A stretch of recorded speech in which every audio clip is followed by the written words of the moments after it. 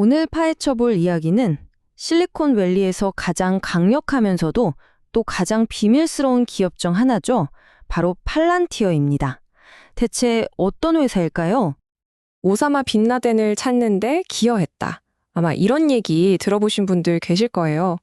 현대사의 굵직한 정보작전들 뒤에는 늘 이 이름이 조용히 거론되곤 했죠. 자, 그럼 도대체 팔란티어의 정체는 뭘까요? 지금부터 이 데이터 마이닝 거인의 베일을 하나씩 벗겨보겠습니다. 이 회사의 시작은 9.11 테러 이후로 거슬러 올라갑니다.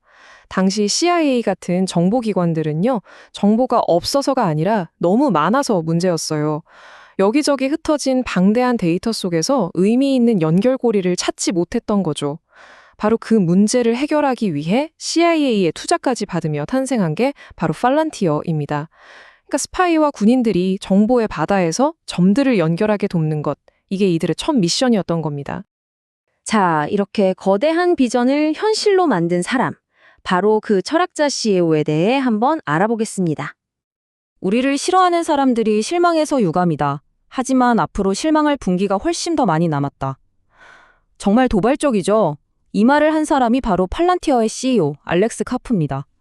정말 회사만큼이나, 아니 어쩌면 그보다 더 역설적인 인물이에요. 이력을 보면 진짜 재밌습니다. 유명한 철학자 하버마스 밑에서 사회 이론으로 박사학위를 받았고요. 스스로를 사회주의자, 진보주의자라고 불러요.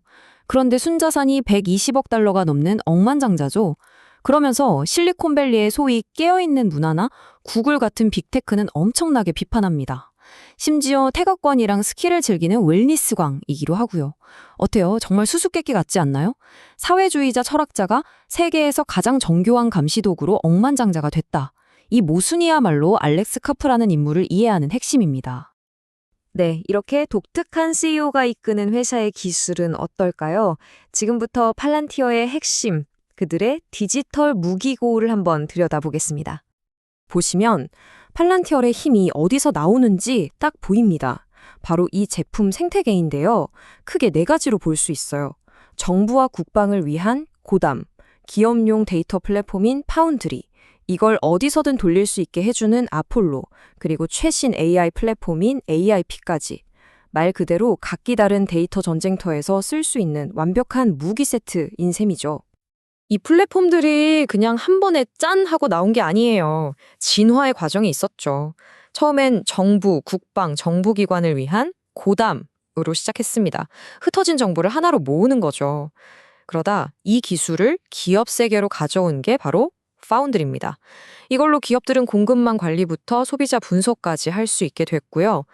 다음 단계가 진짜 혁신적인데 아폴로라는 플랫폼으로 어떤 환경에서든 자기들 소프트웨어를 순식간에 깔고 관리할 수 있게 만든 겁니다.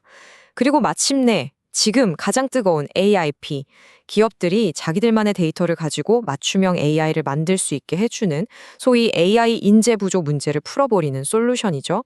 이렇게 비밀스러운 정부 프로젝트에서 시작해서 이제는 기업 AI 혁명의 맨 앞에 서게 된 겁니다.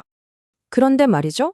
이렇게 모든 것을 보고 분석할 수 있는 강력한 힘에는 당연히 대가가 따르지 않을까요? 바로 이 지점에서 팔란티어를 둘러싼 아주 뜨거운 논란이 시작됩니다. 논쟁의 핵심은 딱 이겁니다. CEO 알렉스 카프는 이렇게 말해요. 정해진 규칙 안에서 합법적으로 데이터를 분석하는 기술이야말로 민주주의 국가가 독재적인 감시국가로 변질되지 않으면서 테러와 싸울 수 있는 유일한 길이다. 하지만 비판가들은 전혀 다르게 보죠. 그들은 이 기술이 결국 대규모 감시를 가능하게 하고 노동자를 착취하며 전쟁이나 법 집행에서 윤리적인 선을 무너뜨린다고 경고합니다. 자, 여러분 생각은 어떠세요? 팔란티아는 과연 자유를 지키는 방패일까요? 아니면 우리를 겨누는 창일까요? 이건 그냥 탁상 공론이 아닙니다. 실제로 팔란티어의 기술이 쓰인 곳들을 보면 논란이 더 퍼져요. 예를 들어 미국 이민세관 단속국, 그러니까 IC가 이민자를 추적하고 추방하는 데 이 기술을 썼고요. 구글이 포기했던 군용 드론 영상 분석 프로젝트 메이븐을 팔란티어가 이어받아서 국방부에 납품했죠. 심지어 호주의 대형 마트에서는 직원들의 동선이나 노동 패턴을 추적해서 인력을 효율화하는 데 쓰였다고 하고요.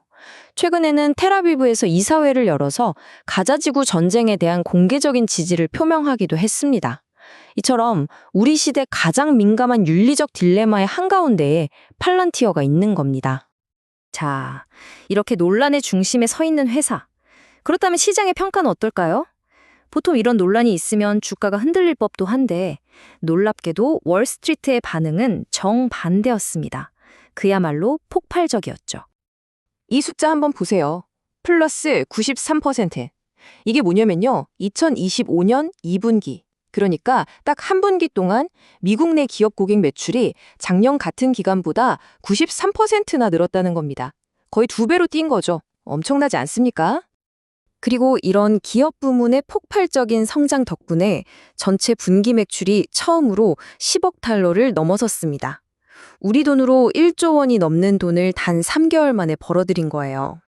이 차트를 보면 성장세가 얼마나 가파른지 한눈에 들어옵니다. 미국 내 기업 고객 매출인데요.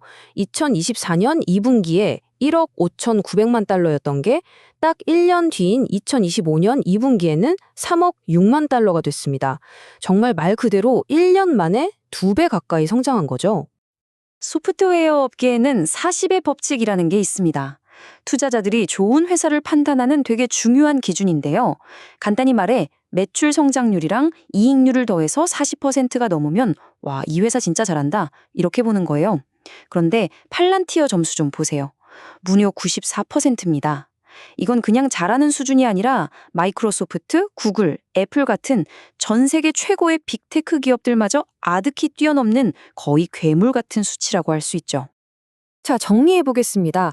팔란티어는 세계에서 가장 복잡한 문제들을 풀고 있어요. 그건 분명합니다. 하지만 그 해결책이 우리 사회의 모든 것을 들여다보는 눈이 된다면 과연 어떤 일이 벌어질까요?